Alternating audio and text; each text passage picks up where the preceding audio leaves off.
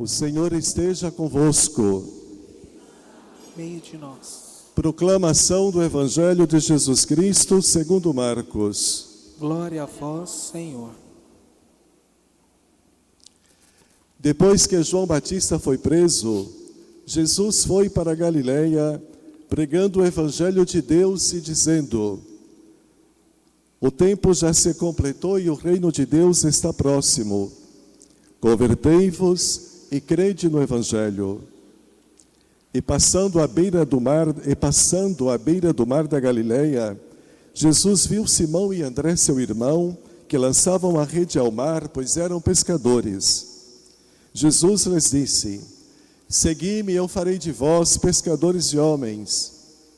E eles, deixando imediatamente as redes, seguiram a Jesus. Caminhando mais um pouco, viu também Tiago e João, filhos de Zebedeu. Estavam na barca consertando as redes e logo o chamou. Eles deixaram seu pai Zebedeu na barca com os empregados e partiram, seguindo Jesus. Palavra da salvação. Glória a vós, Senhor.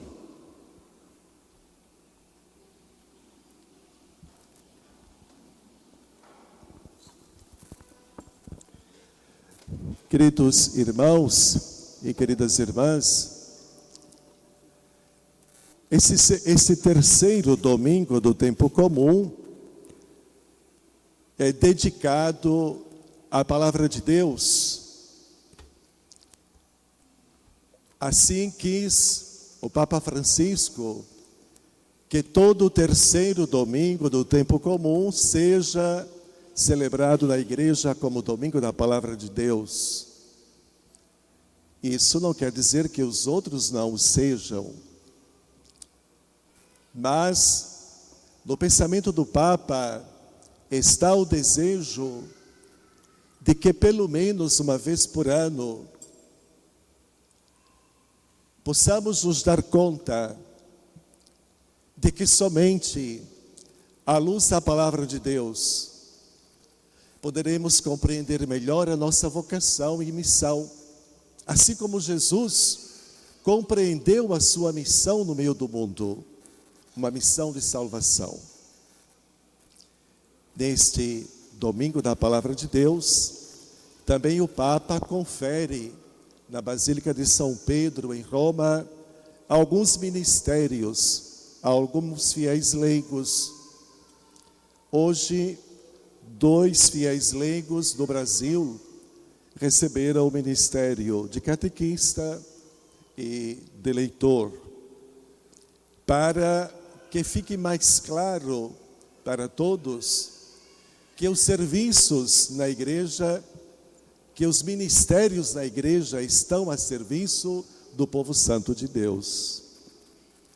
No Brasil é comum que a gente celebre o mês da palavra de Deus em setembro, como a gente conhece como o mês da Bíblia. Mas é importante que esta celebração tenha lugar neste dia, sobretudo porque no dia 18, em toda a Europa, se celebra a Semana de Oração pela Unidade dos Cristãos, que no Brasil se celebra na semana entre a festa da Ascensão, encerrando-se no domingo de Pentecostes.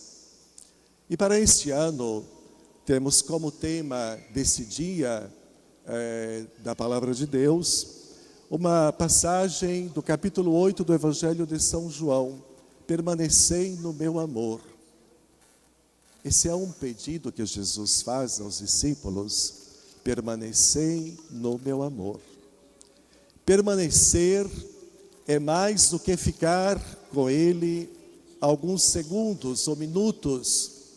Significa aceitar viver o seu estilo de vida. No Evangelho de domingo passado, vocês certamente se recordam que 2 discípulos de João Batista foram ao encontro de Jesus, porque o precursor o havia indicado como Cordeiro de Deus. E vendo que estava sendo acompanhado, Jesus voltou-se e perguntou-lhes: o que procurais? E eles perguntaram, respondendo à pergunta de Jesus: Mestre, onde moras? E Jesus respondeu: vinde ver. E eles foram e ficaram e permaneceram com ele aquele dia. Mas não foi somente aquele dia. Aquele dia não está relacionado ao dia, como nós compreendemos o sentido cronológico de 24 horas. Mas trata-se do dia novo, que é permanente, que é eterno. Ou seja, eles fizeram a experiência de estar com Jesus e permaneceram com Ele. A palavra de Deus deste domingo nos oferece um tema para o nosso trabalho de crescimento na vida de fé e de espiritualidade. Trata-se da conversão. E assim, na leitura da profecia de Jonas, pela segunda vez, Deus chama Jonas, que se encontrava caído, vomitado pelo peixe ou a baleia, nas margens ou à margem, ou na areia de uma praia. Porque quando da primeira vez que Deus havia chamado Jonas para levar um anúncio de conversão aos ninivitas, ele havia fugido. Mas agora, vomitado pelo peixe, Deus o chama novamente e quer que ele entre na cidade de Nínive, a capital do Império Assírio, para dizer que Deus espera que seus moradores se convertam, deixem de lado a autossuficiência, deixem o poder, deixem de dominar os mais fracos. Israel era um povo dominado, inclusive, pelos ninivitas, ou pelo império do rei da Síria. E, portanto, a mensagem é esta: dentro de 40 dias, Nínive será destruída. Jonas não estava nada contente com essa proposta de Deus, porque ele sabia que Deus sempre se comove nas suas entranhas de compaixão e de misericórdia. Por isso fez uma pregação de qualquer jeito. Não se preparou muito bem. Simplesmente percorreu a cidade durante um dia. O que levaria 3 dias, ele fez num dia só. E talvez como um doido gritasse pelas ruas: dentro de 40 dias, Nínive será destruída. Mas o que ele não imaginava que acontecesse, de fato aconteceu. Os ninivitas escutaram a sua pregação. E diz o texto bíblico que fizeram jejum e se vestiram com roupas de saco. Ou seja, entenderam que viviam um estilo de vida incorreto. Entenderam que viviam no erro. Entenderam que viviam longe de Deus. Entenderam que massacrar os filhos de Deus é massacrar o próprio Deus. Entenderam que desprezar os filhos de Deus é desprezar o autor da vida. Por isso, do maior, ou seja, desde o rei até o subalterno do reino, todos se converteram. E o texto termina dizendo que Deus, vendo as suas obras de conversão, e que se afastavam os ninivitas do seu mau caminho, compadeceu-se e suspendeu o mal que tinha ameaçado fazer-lhes, e não o fez. O texto termina por enquanto aqui, mas em seguida nós vamos encontrar um conflito entre Jonas e Deus, porque Jonas não ficou nada contente com a suspensão da punição. E depois nós vamos encontrá-lo se queixando com Deus, passando por uma crise de fé, e Deus dialogando com ele, como um pai dialoga com seu filho, para levá-lo à compreensão da grandeza e infinitude do seu imenso amor. Mas eu não vou entrar nesse tema posterior, porque me demoraria muito, e vocês poderão chegar em casa, pegar o capítulo 13 inteiro do livro de Jonas e fazer uma releitura para que possam entender melhor. Por isso, a mensagem central desse terceiro domingo do tempo comum é um chamado à conversão. É um chamado à conversão como um compromisso permanente, isto é, cotidiano. É um chamado para todos. Inclusive na igreja, ninguém está dispensado de buscar corresponder a esse apelo todos os dias. O Papa, os bispos, os padres e todas as estruturas pastorais e de missão da igreja estão chamados a viver esta busca permanente da conversão. Por isso os monges têm como seu primeiro voto de consagração a Deus o voto de conversão dos costumes. Os monges fazemos estes 3 votos. Primeiro, conversão dos costumes. Segundo, obediência. Terceiro, estabilidade. A conversão dos costumes significa uma mudança dos costumes maus.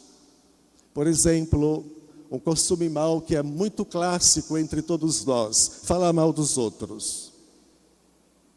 E nem esperar que a pessoa fale, a gente já está tirando conclusões, positivas ou negativas. Esse é um costume mau. Quando alguém vem falar para mim que fala mal dos outros, eu escuto e depois digo o seguinte: quando alguém vem falar mal de uma outra pessoa para você, se você não quer ser deselegante num primeiro momento, para não cortar a pessoa assim de uma vez por todas, com muita paciência e com muita alegria no coração, diga para ela: essa pessoa está precisando da nossa oração. A outra pessoa vai entender que você não está entendendo o que ela quer dizer, ou o que ela quer que você faça. Ela quer que você entre na dinâmica da desgraça da fofoca. E se você volta a repetir: essa pessoa precisa da nossa oração, ela já vai ficando um pouquinho desconfiada. Se pela terceira vez ela insiste e você diz a mesma coisa, então ela vai entender que ela está te dando uma lição do Evangelho e está te dizendo: meu irmão, minha irmã, tanto eu quanto você precisamos nos converter desse mau costume.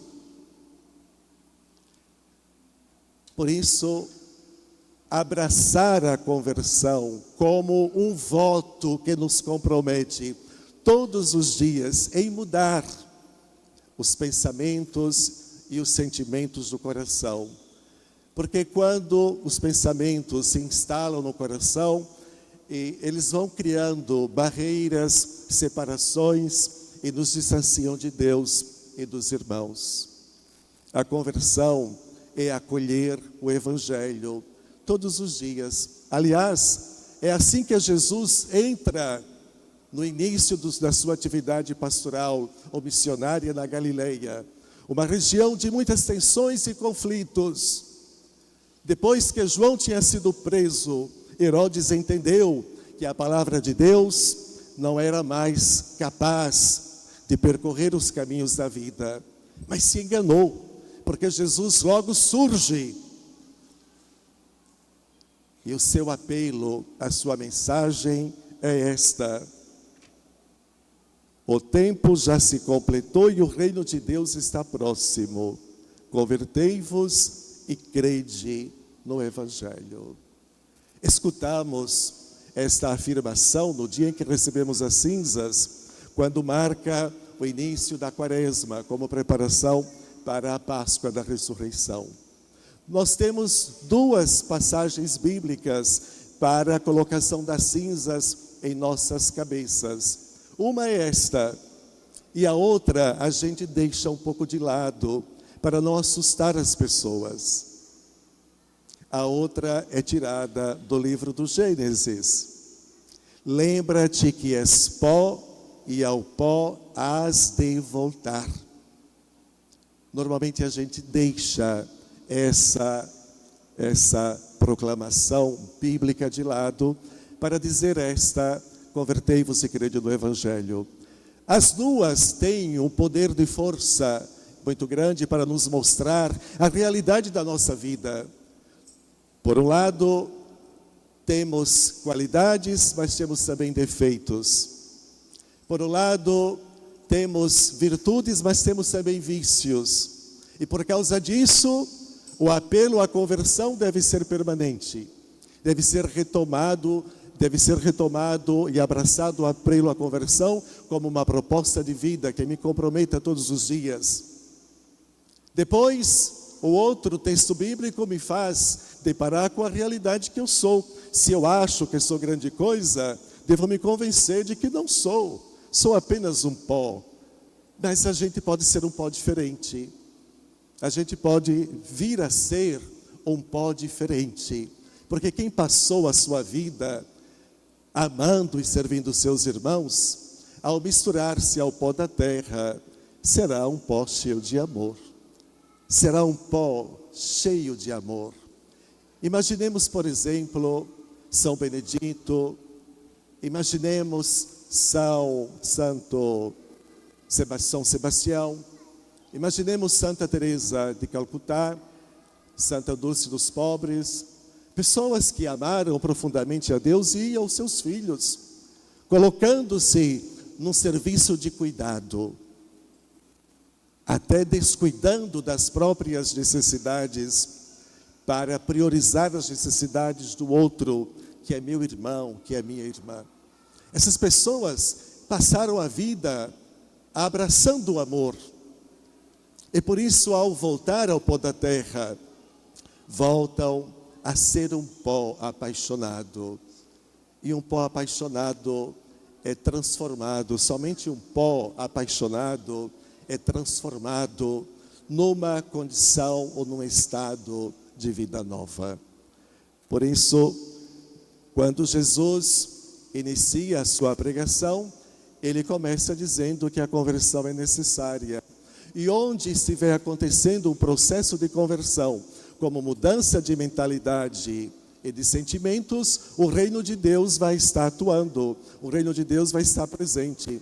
Também no nosso tempo, cheio de conflitos, de tensões, de guerras, de grandes confusões, de grandes incertezas, até mesmo na igreja, também no nosso tempo o reino de Deus está presente. Porque enquanto uns criticam, enquanto uns fazem mal aos outros, há muito mais pessoas que devotaram a sua vida para viver num serviço de amor gratuito e generoso aos seus irmãos.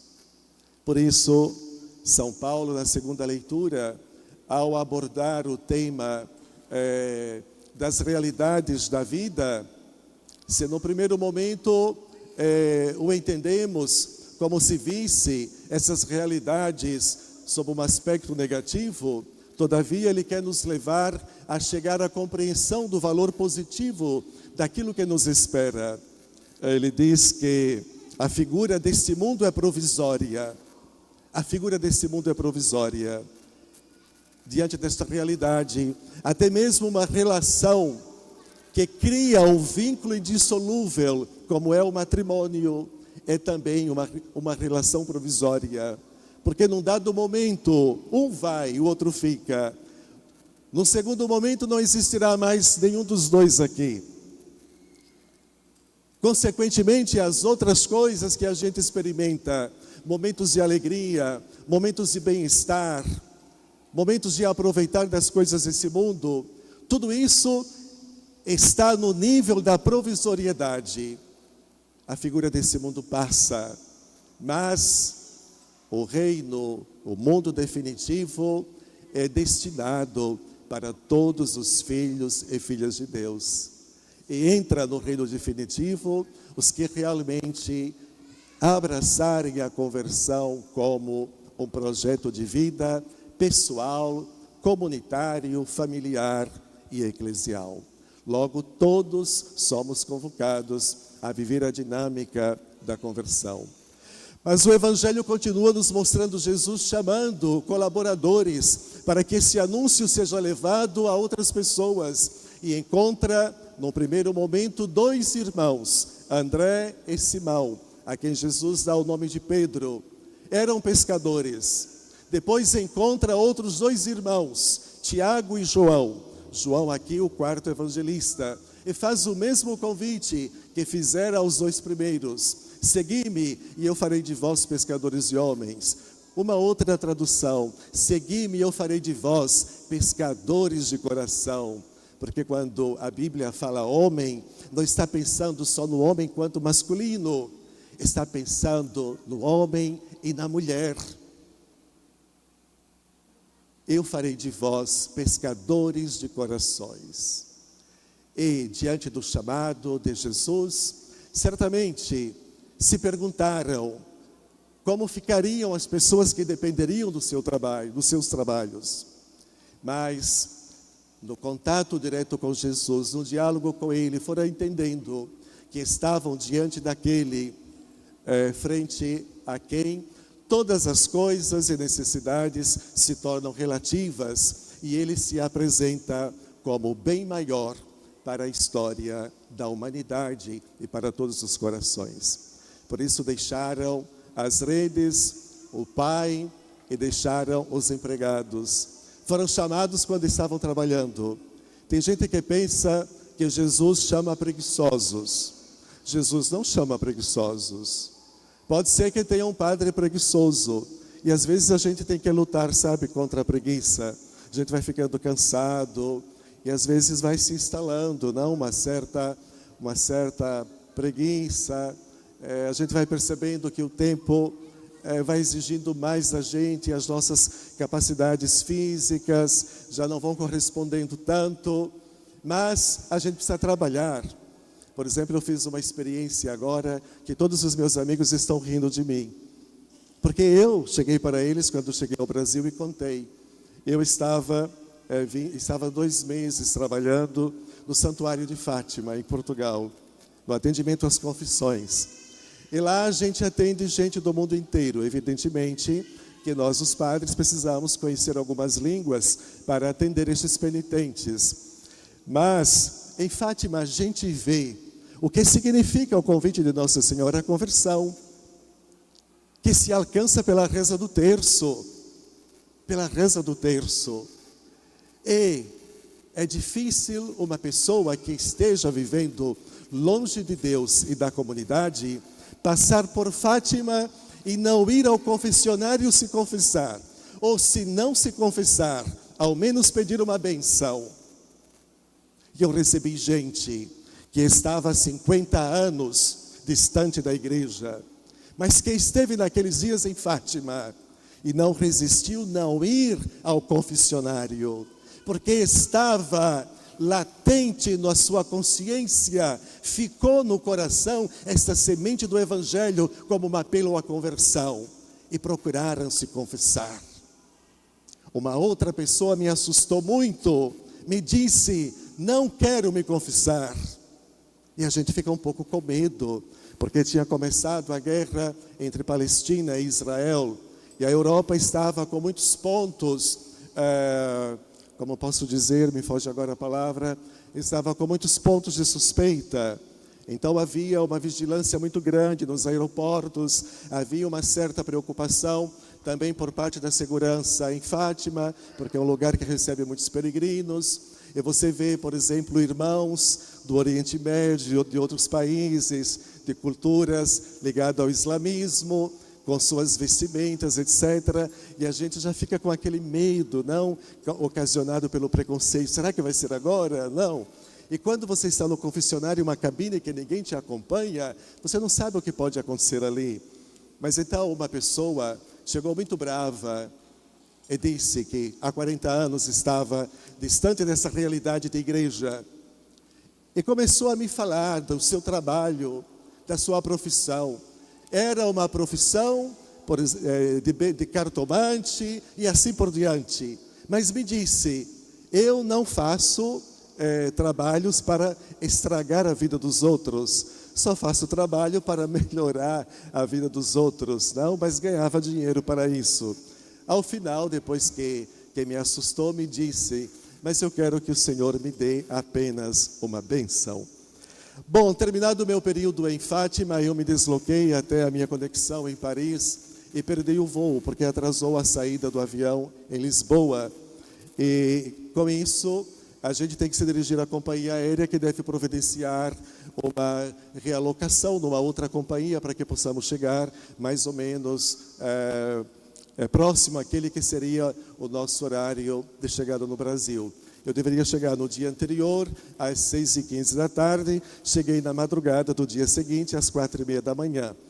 E então eu precisei ir de Madrid, eu precisei ir de Paris, França, para Madrid, lá pegar uma conexão para Guarulhos, São Paulo. Mas o aeroporto da França e de Paris é muito grande, e para você ir de um terminal ao outro, demanda muito tempo, muitos passos. Eu estava muito cansado porque não tinha dormido direito a noite anterior. Aliás, não tinha dormido nada porque eu fui para o aeroporto à meia-noite, porque às 3h30 da manhã começava os procedimentos de embarque. Mas por 2 vezes não consegui acertar o terminal. E então eu pedia informações, e todas as informações não me ajudavam com nada. Até que eu me dirigi a uma imigrante e lhe pedi informação acerca daquele terminal. E ela me orientou bem e me disse: pode me acompanhar que eu vou levar o senhor até próximo ao terminal. Mas eu estava com 2 mochilas que estavam pesando muito, porque eu tinha tirado o peso da mala. E comecei a ficar para trás. Eu tenho problemas na coluna. E então ela olhou para trás, via que eu não conseguia acompanhá-la, e eu perguntei a ela: a senhora poderia colocar as minhas mochilas na cadeira de rodas? Ela olhou para mim e viu que eu estava arrebentado, e ela me ofereceu algo mais ainda. Ela me disse: eu vou levar o senhor na cadeira de rodas. Eu disse: não precisa. Eu não queria passar vergonha naquele aeroporto, em Paris. Mas ela me disse: não, eu vou levar o senhor. E assim ela me colocou. Quer dizer, eu fui para a cadeira de rodas, nunca tinha feito isso, mas eu fiz uma experiência da pequenez. A gente se acha tão importante, tão grande, acha que é isso, acha que é aquilo, porque você está aqui, está acolá, mas a nossa realidade é essa, não? Somos humanos, todos vulneráveis, somos todos vulneráveis. Por isso, necessitamos de uma revisão constante de vida. E assim sentar-me naquela cadeira de rodas foi para mim uma lição de que a gente deve deixar toda a vaidade de lado para se colocar sempre numa relação de mais proximidade com os outros. Então, viver a dinâmica do Evangelho é essa: tecer relações fraternas de amizade com todos. E claro que essa primeira amizade deve ser construída com Deus, com seu Filho Jesus, vivida na unidade do Espírito Santo, na perspectiva do reino definitivo. Assim seja.